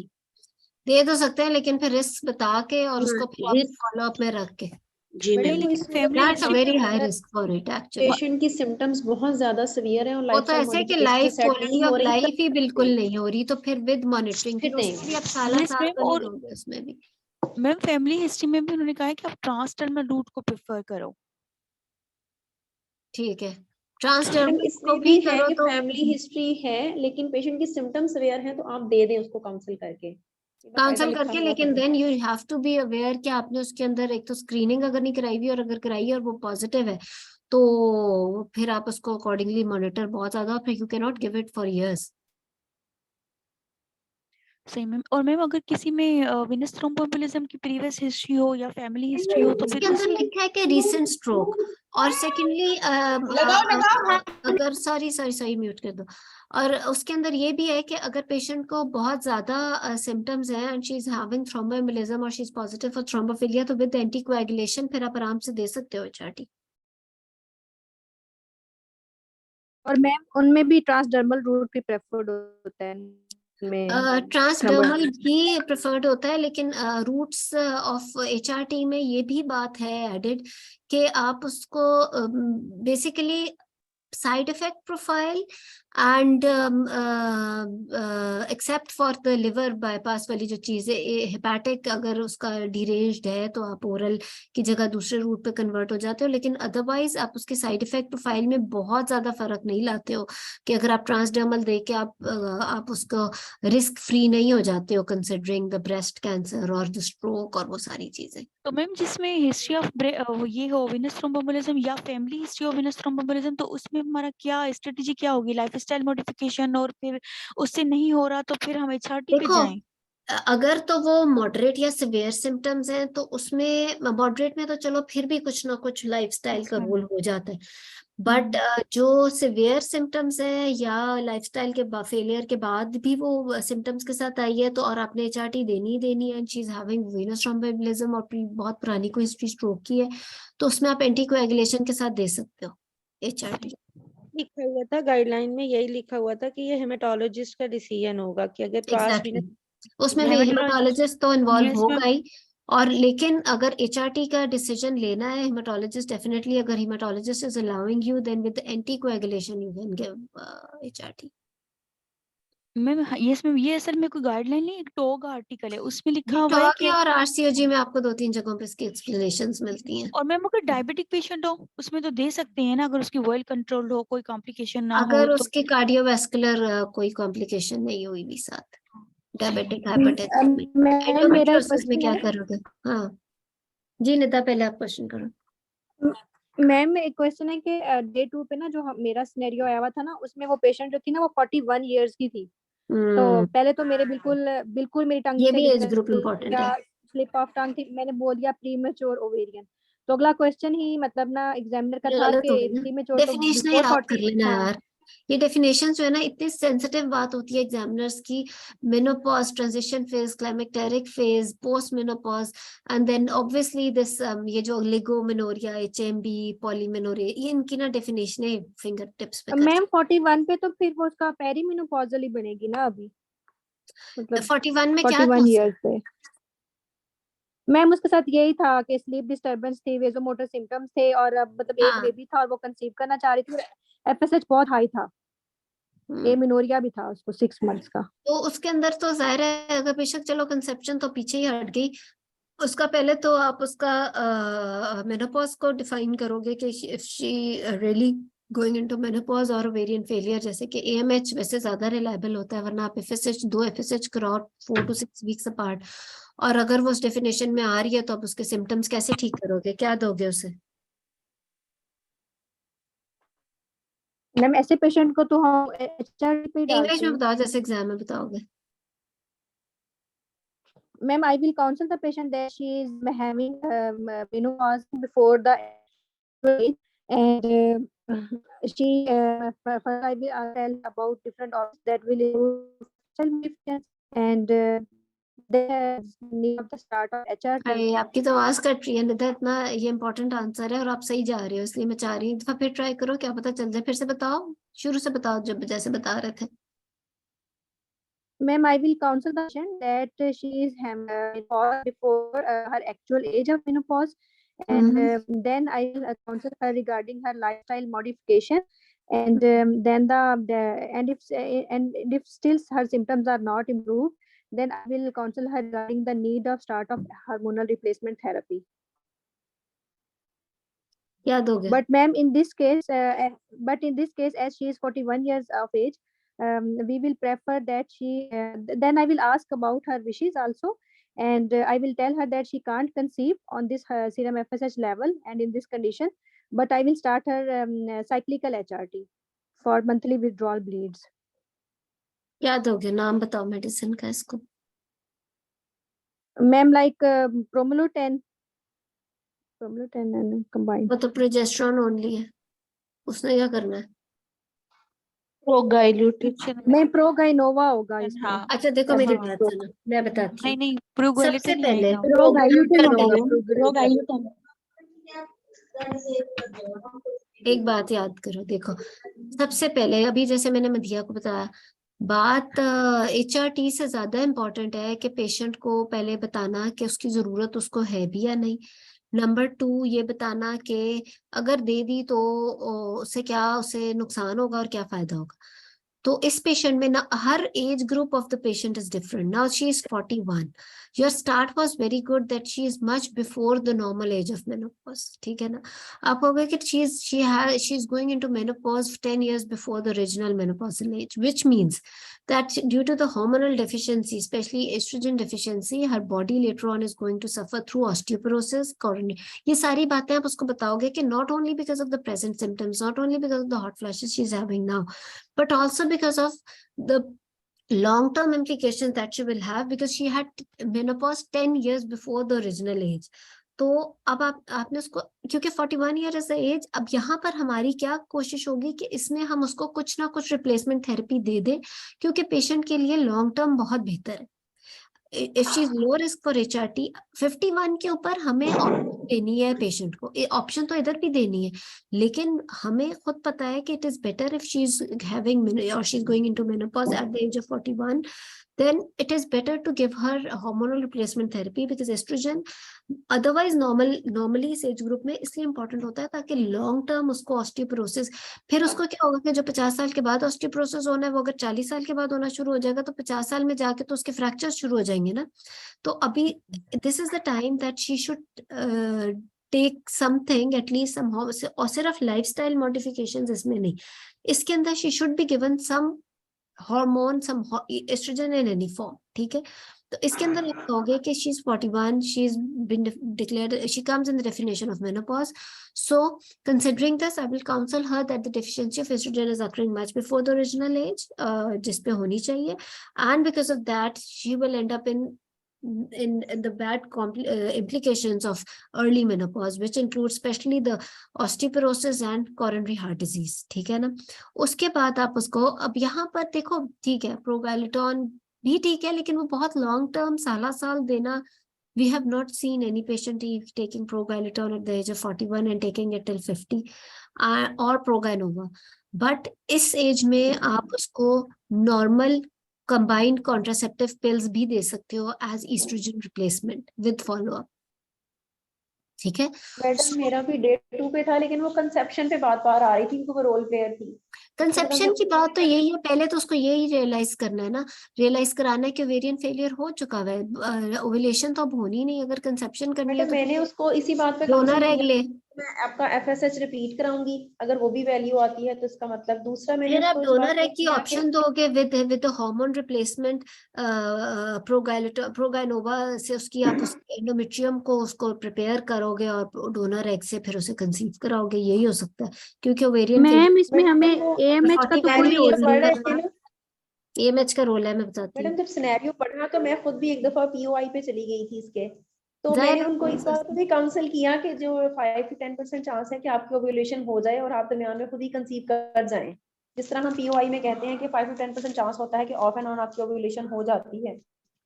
तो उस टाइम POI लगा और मैंने फीडिंग उसको इस उम्मीद बात पे पे नहीं काउंसिल कर रखना दिया था. पेशेंट को. देखो जो कंसेप्शन है ना उसमें आपकी क्लैरिटी ऑफ वर्ड्स जो है ना वो पेशेंट को क्लिनिक पे बैठ के भी बहुत मैटर का एक एक लफ्ज जो आप उस वक्त बोल रहे हो ना, पेशेंट को क्लैरिटी से बताओ। अगर कोई एजोस्पर्मिक है और तो उसे क्लैरिटी से बताओ कि नेचुरल नहीं है तो नहीं है, हाउएवर मिरेकल्स डू हैपन। क्योंकि अगर आप उसे ये भी कह दोगे ना 5% चांस है, तो वो बेचारे सारी जिंदगी उस 5% के इंतजार में डॉक्टरों के पास जा जाके पैसे खर्चते रहेंगे।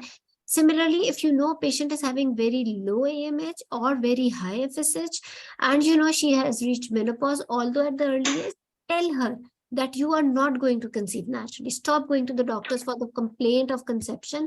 अगर conceive करना है तो donor egg लो। if अब conception की बात तो हो गई एक साइड पे।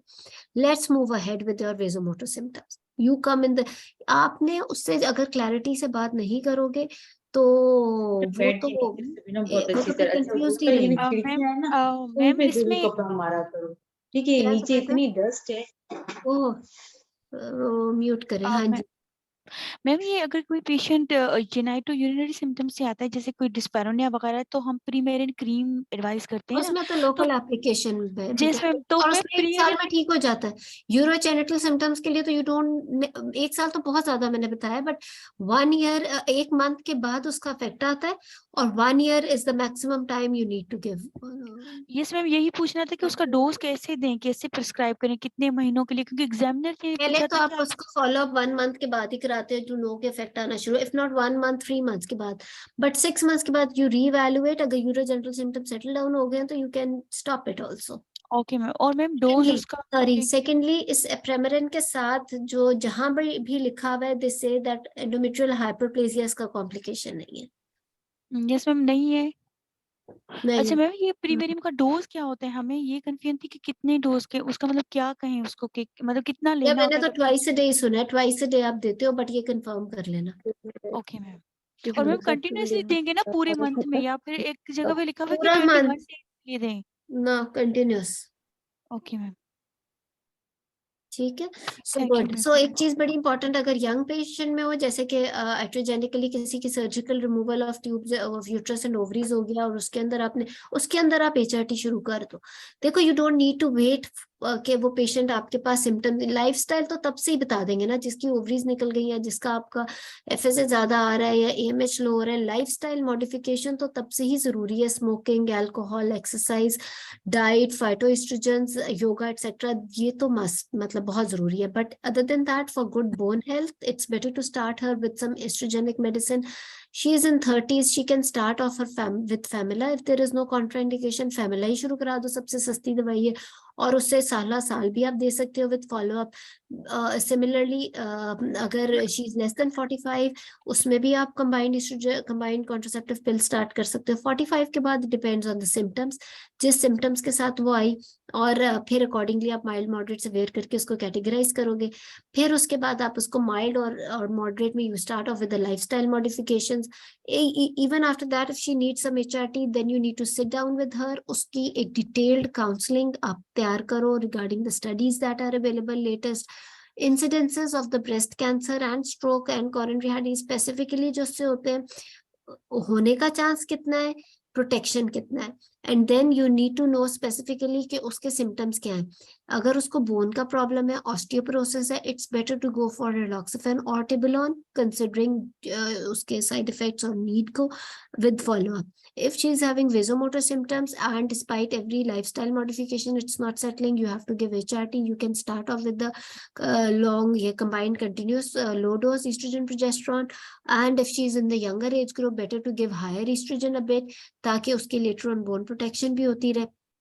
और if she is having depression के symptoms, then you can start off, अगर medication देनी है, you can start off with SSRIs. Or then you have to rule out a few contraindications, breast cancer, stroke or heart disease especially, and then you need to know कुछ few conditions इसमें कौन सी HRT देनी है या नहीं देनी या कब देनी है, जिसके अंदर ब्रेस्ट कैंसर सर्वाइवर है, जिसके अंदर एंडोमेट्रियल कार्सिनोमा है, एंडोमेट्रियल कार्सिनोमा भी अगर सर्वाइवर है उसमें भी आप इजीली HRT दे सकते हो। यही लिखा हुआ है कि उसमें रिकरेंस ऑफ एंडोमेट्रियल कार्सिनोमा नहीं है, तो फिर आप उसमें भी दे सकते हो with monitoring. Then there are patient जिसके अंदर आप विद यूट्रस दे रहे हो तो क्या मॉनिटरिंग करनी है, ब्लीडिंग की या कौन सी एंडोमेट्रियम, ये भी सारे टेबल्स बने हुए हैं, फ्लो शीट्स बहुत ही अच्छी बनी हुई है ये। और एक पेशेंट है जिसकी हिस्टेरेक्टमी भी है, सोई भी है, उसके अंदर आप किस तरीके से दे रहे हो। एक पेशेंट है जो कि यंगर एज ग्रुप है, लेस देन 45 कर लो, उसके अंदर आप फेमिला भी दे सकते हो, उसके अंदर contraceptive pills are very good pills for जो कि एस्ट्रोजन रिप्लेसमेंट भी कर रहा होता है। देन देयर इज यानी ब्रेस्ट कैंसर, कार्डियक डिजीज हो गया, स्ट्रोक के अंदर, स्ट्रोक पुराना स्ट्रोक है या रिसेंट स्ट्रोक है तो क्या करना है, वीनस थ्रोम्बोएम्बोलिज्म की हिस्ट्री अभी है तो क्या करना है, वीनस थ्रोम्बोएम्बोलिज्म पुराना है या थ्रोम्बोफिलिया है तो किस तरह लेके चलना है। देन एंडोमेट्रियोसिस, एंडोमेट्रियोसिस की सर्जरी से TLH BSO की हुई हुई है तो एंडोमेट्रियोसिस में आपने कैसे लेके चलना है। एंडोमेट्रियोसिस का जो लिखा हुआ है वो यही है कि एंडोमेट्रियोसिस की रिकरेंस नहीं होती विद HRT और उसमें आप दे सकते हो HRT, specially continuous combined low dose HRT आप दे सकते हो, बल्कि वो उल्टा रिग्रेस और करेगा, एट्रोफिक करेगा एंडोमेट्रियल लेजन्स को, जो कि अगर कोई पाउडर बर्न टाइप रह भी गई हो तो उसमें आप दे सकते हो। और I think there is no other. और हाइपरटेंशन डायबिटिक में you need to rule out के कंट्रोल कैसा है, कोई कार्डियक डिजीज या कोई माइक्रोवास्कुलर डिजीज तो नहीं है, वो सारा कुछ रूल आउट करके देन यू कैन गिव।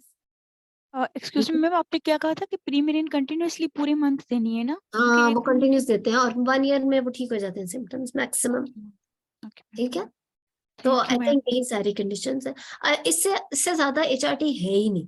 अगर आप वाइवा या टोक स्टेशन के लिए तैयारी कर रहे हो तो यही सारी कंडीशंस है, इसी के ऊपर नीचे करके सिनेरियो आ जाएंगे।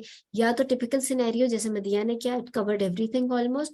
हाउएवर एग्जाम में मेरा ख्याल है कोई ना कोई रिस्क फैक्टर एडेड होगा जिसकी क्लैरिटी होनी चाहिए। लेकिन एक चीज सब चीजों में कॉमन है, वो ये कि when you are starting HRT in a patient, sit with her, you need to tell her exactly कि क्या स्टडीज क्या कहती हैं और किसका कितना इंसिडेंस है 5 साल के बाद, राइट? तो उस तरीके से करोगे। जी राफिया क्वेश्चन कर लो फिर हम। मैम ये आपने बताया कि 41 इयर्स ऑफ एज पे आ गई और वेसोमोटर सिम्टम्स है, उसके लिए हमने उसको COP कॉन्ट्रासेप्टिव पिल्स दे दी या वैसे भी दे दो। देखो यंगर, सॉरी मैं बता, टिल इवन 50 साल की उम्र तक, जो आपकी बुक्स और गाइडलाइंस में तो लिखा है till the normal age of menopause, तब तक दे दो उसको, ताकि इसकी एक एस्ट्रोजन रिप्लेसमेंट चली गई हो टिल बाद में लेटर ऑन ऑस्टियोपोरोसिस और लॉन्ग टर्म कॉम्प्लिकेशंस के। बट आई थिंक कि एटलीस्ट 45 ईयर की एज तक तो दो। ओके मैम, इवन अगर ये 32 इयर्स में आती है, यंगर एज में आती है, तो भी आप उसको लॉन्ग टर्म दोगे। जी मैम, ये मैम इसमें इस आपने पेशेंट में फैमिली फिर हिस्ट्री ऑफ सी ब्रेस्ट में क्या बताया था कि patient family history of C breast वाला हो तो उसमें क्या उसके करें? अंदर BRCA 1 और 2 की स्क्रीनिंग तो कराएंगे अगर वो पॉजिटिव है फॉर एग्जांपल, या स्क्रीनिंग नहीं भी अवेलेबल और नहीं करा सकते, वैसे तो करा लेनी चाहिए स्पेशली HRT से पहले। तो अगर वो पॉजिटिव है BRCA 1 और 2 तो उसके अंदर आप दे तो दोगे, लेकिन विद मॉनिटरिंग 3 अच्छा, मंथली तो मतलब पहले उसकी स्क्रीनिंग करवाएं उसके बाद। स्क्रीनिंग करा लो। Okay ma'am. Even if she comes out to be positive, but she has to take it। देखो जिसको severe symptoms होते हैं ना, उसकी quality of life इतनी affect हुई होती है कि she needs HRT। फिर अगर इस तरह का पेशेंट, इसीलिए तो क्या कहा है कि ब्रेस्ट कैंसर सर्वाइवर या एंडोमेट्रियल कैंसर सर्वाइवर में आपको जब HRT की सही वाली जरूरत होती है ना, जब वाकई क्वालिटी ऑफ लाइफ इफेक्ट, एक तो कॉन्ट्राइंडिकेशन है जैसे रिसेंट स्ट्रोक है, स्ट्रोक होके पेशेंट रिकवर होके आई है, उसमें तो एब्सोल्यूट कॉन्ट्राइंडिकेशन है, बेशक उसकी क्वालिटी ऑफ लाइफ इफेक्ट हो रही है, you can not give her HRT। इसी तरह प्रेजेंट ब्रेस्ट कैंसर का पेशेंट है, इस वक्त उसको ब्रेस्ट कैंसर है तो, और she is having such bad symptoms of menopause कि उसकी क्वालिटी ऑफ लाइफ इफेक्ट हो रही है, you can not give her HRT। But there is a patient who is a survivor of breast cancer और who is a survivor of endometrial carcinoma, और वो पुराना उसको था but now she is a survivor, और अब उसकी इतनी क्वालिटी ऑफ लाइफ या she is having family history और शी इज BRCA1 पॉजिटिव और BRCA2 पॉजिटिव, और उसको इतनी severe symptoms of menopause means quality of life, ऐसी को इफेक्ट के पेशेंट्स इतनी डिप्रेशन में बैठी होती हैं, इतना उनका बुरा हाल होता है कि you have to give them HRT। फिर उसके अंदर it's not like absolutely contraindicated, but you can give them with monitoring. Endometrial carcinoma में तो लिखा है कि रिकरेंस नहीं है, एंडोमेट्रियोसिस में भी लिखा है रिकरेंस नहीं है, ब्रेस्ट कैंसर वाले केस में विद मॉनिटरिंग या 3 मंथली आप मेमोग्राम कराते रहो। Okay ma'am. और मैम हिस्ट्री ऑफ स्ट्रोक का आपने क्या बताया? अगर पेशेंट को पुरानी हिस्ट्री है स्ट्रोक की तो पुरानी है मींस कि वो थ्रोम्बोफिलिया की पेशेंट है ना, फिर अगर स्ट्रोक की हिस्ट्री है तो she must be on anticoagulants only. फिर with the involvement of hematologist आप उसको with anticoagulation if there is an absolute need of HRT, फिर आप, sorry I have to mute, with hematologist आप विद एंटीकोएगुलेशन आप उसको एचआरटी देते हो। हिस्ट्री ऑफ स्ट्रोक वाले को। Okay ma'am. स्ट्रक्चर नहीं तो फिर हम चलो। उसका HCG का जब फॉलो अप करेंगे तो उसमें हम TVS मैम बरखा वालों को ओरल तो नहीं देखेंगे। ट्रांसडर्मल 3 देंगे। मंथली फॉलोअप्स पे तो आ जाएगा ना इनिशियली, फिर एनुअली 6 मंथ, फिर एनुअली। जी उसमें TVS में हम एंडोमेट्रियल थिकनेस देखेंगे फॉलो अप में। एंडोमेट्रियल थिकनेस तो देखेंगे हर उसमें। वैसे एंडोमेट्रियल थिकनेस जो लिखा हुआ है ना फॉलोअप्स में, उसमें लिखा हुआ है जिसमें इरेटिक ब्लीडिंग के साथ है पेशेंट। यस मैम, अगर ब्लीडिंग नहीं है तो फिर नहीं होता इंडिकेटेड। वो भी 6 मंथ तक तो अगर कंटिन्यूअस कंबाइन ले रही है तो रीअश्योर करें 6 मंथ के बाद पेशेंट को एवैल्यूएट करना है। इरेटिक ब्लीडिंग से। ठीक है, और कुछ? चलो आई थिंक सब कुछ कवर हो गया। हर रिस्क फैक्टर मैंने आपको बताया, इसको एक दफा पढ़ के इसमें कुछ इंसिडेंसेस ऐड करो, स्टडीज के नाम ऐड करो, you will get even I think very good marks अगर आप ये बातें ऐड कर दो उसमें। मैम ये बता दें कि हम ट्रांसडर्मल देंगे ना, ये जो बरका वाले आप बता रहे हैं फैमिली हिस्ट्री जिनके पॉजिटिव बेटर जिनकी ट्रांसडर्मल देंगे। ट्रांसडर्मल देंगे, लेकिन अगेन देखो अगर आप इन सब HRTs का इफेक्ट देखो रूट को देख के, लाइक ट्रांसडर्मल है या इवन वजाइनल है। वजाइनल में तो चलो प्रेमरिन वगैरह का तो उन्होंने कहा है कि उसने एंडोमेट्रियल हाइपरप्लेजिया में नहीं है, बट अगेन और सिस्टेमिक इसकी एब्जॉर्प्शन उस तरह नहीं है, बहुत लॉन्ग टर्म जाता नहीं है। बट इम्प्लांट या फिर ये जो है ओरल, उसमें कॉस्ट का ज्यादा फर्क है, साइड इफेक्ट प्रोफाइल मोर और लेस आप एक जैसा ही लेके चलते हो। कॉस्ट में ये होता है कि oral are much cheaper than the implants और रिंग, और उसके अलावा ये कि जो साइड इफेक्ट प्रोफाइल में मेन फर्क आता है वो ये होता है कि किसी के LFTs डिरेंज्ड है तो उसमें ओरल से फिर आप ट्रांसडर्मल या उसमें शिफ्ट हो जाते हो। अदर देन दैट जो साइड इफेक्ट प्रोफाइल है उसमें आप सेफ्टी प्रोफाइल ऑलमोस्ट सेम रखते हो सबका। और मैम ये जो विजाइनल रूट होता है वो तो पेशेंट अगर सर्वाइवर है या हिस्ट्री ऑफ सी ब्रेस्ट है जिसको, उसको अगर हम जिससे वो डिस्पेरोनेला की दे रहे हैं प्रीमेरिन क्रीम वगैरह की फॉर्म में तो वो तो सेफ होती है ना। लो डोज है ना, हाँ उसकी तो वो तो सिस्टेमिक एब्जॉर्प्शन ही नहीं है। हाँ हाँ ओके ठीक है ना। वो तो जो रिंग होता है, वो रिंग तो अवेलेबल वर्ल्ड ओवर ही बड़ा कम हो गया हुआ है, देख लेना, डोंट नो अवेलेबल है कि नहीं, बट वो रिंग होता है एक वजाइनल। जी मैम लाइक अगर किसी पेशेंट की ऑब्स्टेट्रिकल हिस्टेक्टोमी हुई है, हेलो जी जी जी जी, तो साथ तो ओवरीज तो नहीं निकलती ना। जी, और उसके बाद अगर पेशेंट ब्लीडिंग के साथ आ रही है, वेजाइनल ब्लीडिंग के साथ आ रही है, सब टोटल तो है। क्या जी तो क्या हम उसको भी जो है पोस्ट मीनोपॉजल ब्लीडिंग के सेक्शन में लेके आएंगे? नहीं, नो सब टोटल है ना। Yes ma'am. तो सब टोटल है, और वो यंग, देखो पोस्ट मेनोपॉजल ब्लीडिंग तो होती है जिसके ओवरीज फेल हो गई है और फिर ब्लीडिंग हो रही है। She is having endometrium somewhere in the cervix also if it is सब टोटल। वहाँ एंडोमेट्रियल जो है यूट्रस का कोई ना कोई पार्ट भी रह गया होता है। इसीलिए इस तरह के पेशेंट्स में जब हम दे रहे होते हैं तो, और वो इरेटिक ब्लीडिंग के साथ आती है, तो इसके अंदर भी हमने ऐसी HRT देनी होती है कि जिसमें हम एंडोमेट्रियल थिकनेस के हिसाब से ध्यान रखें, या तो हमने हर किसी तरीके से रूल आउट कर लिया हो कि ये सिर्फ सर्विक्स और कोई एंडोमेट्रियम का नहीं है इसके अंदर पार्ट। लेकिन सब टोटल हिस्टेक्टमी में HRT का डिसीजन वैसे ही है जैसे यूट्रस के साथ वाली पेशेंट। ओके मैडम एक क्वेश्चन और करना था एग्जाम में ना। मैडम उन्होंने कहा था कि प्राइमरिन को यूज कैसे करते हैं, ये डोज वोज तो हमने सारी बता दी थी, और ये नेट से देख लो, वैसे लोकल एप्लीकेशन होती है, और या मुझे ये पता है कि ट्वाइस अ डे होता है and it's given continuously. Initially you can assess after 3 months, और नॉर्मल, और इसका इफेक्ट आना शुरू होता है, यूरोजेनिटल सिम्टम्स बेहतर होना शुरू होते हैं आफ्टर 1 मंथ। उससे पहले मतलब यू काउंसल द पेशेंट के 1 मंथ लग जाता है सिम्टम्स सेटल होने में, और मैक्सिमम किसी में चाहिए भी हो तो वो 1 साल तक, किसी ज्यादा जरूरत नहीं होती, मोस्टली 6 मंथ्स के बाद खत्म हो जाती है। लेकिन इसकी exact dose twice a day है या नहीं वो देख लेना। से पढ़ा जाए ये नेट से देख लो, जाए। इसका लिटरेचर असल में जो भी देखा है ना नेट से, तो उसमें लिखा हुआ कि 21 डेज तक दें, फिर 7 डेज का ब्रेक दें। यही चीज समझ नहीं आ रही थी, तभी कंफर्म इसका किया था। एंडोमेट्रियम से कोई ताल्लुक नहीं है प्रेमरिन का। अच्छा, सही हो गया। ठीक है, चलो गुड। चलो Thank you, इंशाल्लाह